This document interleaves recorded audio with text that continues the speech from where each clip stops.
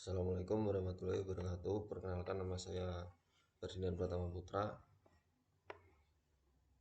dengan NIM 21515070011140. Saya dari Prodi Teknologi Informasi. Di sini saya akan menjelaskan mengenai tugas individu 2 dari matkul Statistika kelas E. Pada soal diberikan tabel data hasil penyebaran kuesioner kepada 20 responden yang masih disajikan secara acak. Untuk nomor 1 atau A, kita disuruh membuat grafik dari tabel tersebut untuk menyajikan data hasil penelitiannya. Yang pertama-tama saya lakukan adalah menghitung skala dari masing-masing data, yaitu skala dari X1, X2, dan X3. Lalu ketika dibuat atau dimasukkan ke diagram garis, hasilnya maka akan menjadi seperti ini. Lalu yang kedua, hitunglah nilai rata-rata, median, dan modus dari tabel 1.1 untuk pengolahan data berdasarkan ukuran pemusatan. Yang pertama, untuk mencari modus adalah nilai yang paling sering muncul di data tersebut, dan untuk X1 modusnya adalah 3. Lalu untuk median adalah nilai tengah dari data tersebut. Median dicari dengan rumus setengah dalam kurung X n per 2 plus X dalam kurung n per 2 plus 1 tutup kurung, dimana X adalah skala dari data tersebut, lalu N adalah jumlah data tersebut. Dan di sini ketemu hasilnya setengah X10 ditambah X11, yaitu ada X10 dan X11 itu 4, sama-sama 4. Lalu setengah dikali 4 tambah 4 sama dengan 4. Lalu mencari min atau rata-rata. Yang pertama-tama yang kita lakukan adalah mengalihkan frekuensi dengan skalanya, itu 1 ada 1 berarti 1 dikali 1, 2 ada 2 berarti 2 dikali 2, dan seterusnya, lalu dibagi dengan N atau jumlah data tersebut, yaitu 20. Dan untuk X1 ketemu di sini rata-ratanya adalah 84 per 20 atau 4,2.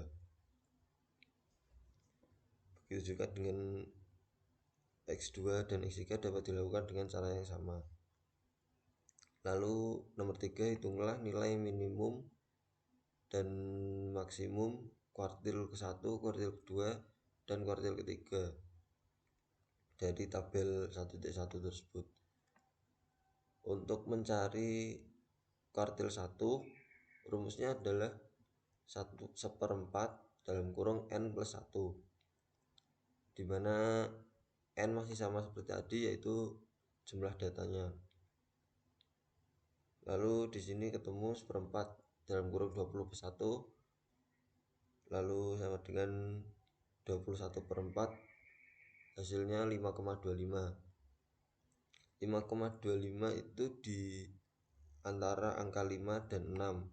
Dan angka 5 dan 6 pada data tersebut ketika sudah dikelompokkan sama-sama memiliki nilai 3. Jadi untuk mencari hasilnya, berarti data ke-5 ditambah data ke-6 dibagi 2, 3 tambah 3 dibagi 2 sama dengan 3. Lalu untuk mencari kuartil kedua, rumusnya adalah setengah dalam kurung N plus 1.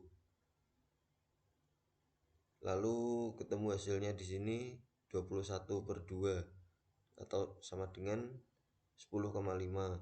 10,5 itu di antara 10,5 di antara 10, angka 10 dan 11, di mana pada data tersebut di data ke-10 dan ke-11 adalah sama-sama angka 4. Lalu untuk mencarinya sama seperti tadi, data ke-10 tambah data ke-11 dibagi 2, yaitu 4 tambah 4 dibagi 2 sama dengan 4. Untuk kuartil ketiga, rumusnya adalah 3/4 dalam kurung N plus 1. Hasilnya di sini ketemu 63/4 atau 15,75. 15,75 itu di data ke-15 dan 16.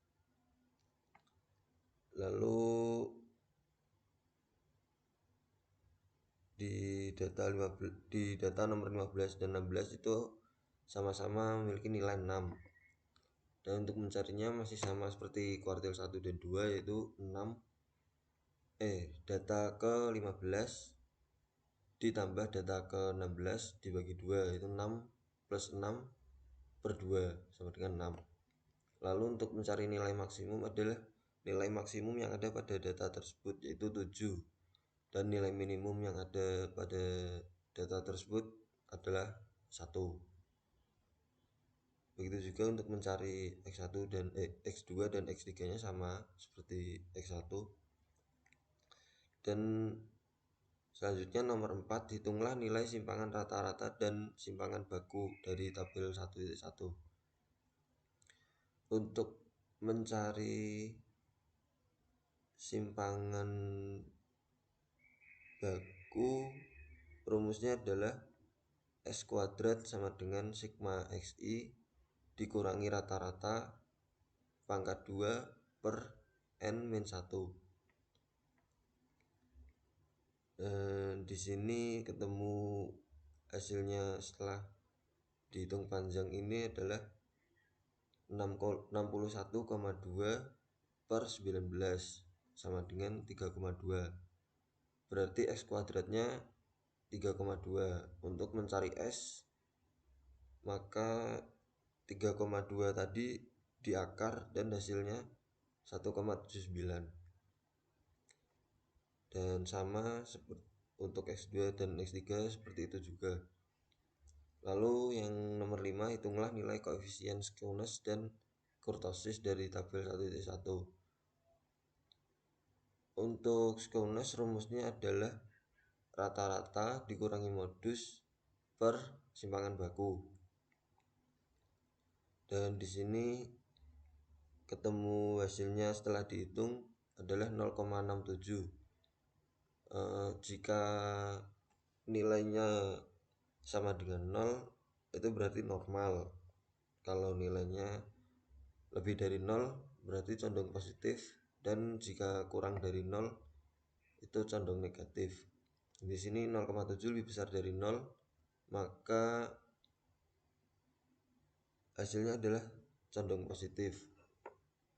Lalu untuk mencari kurtosis, rumusnya adalah 1 per N sigma X dikurangi rata-rata di pangkat 4 per simpangan baku di pangkat 4. Dan di sini ketemu hasilnya adalah 16,99 per 10,26, atau jika disederhanakan sama dengan 1,95.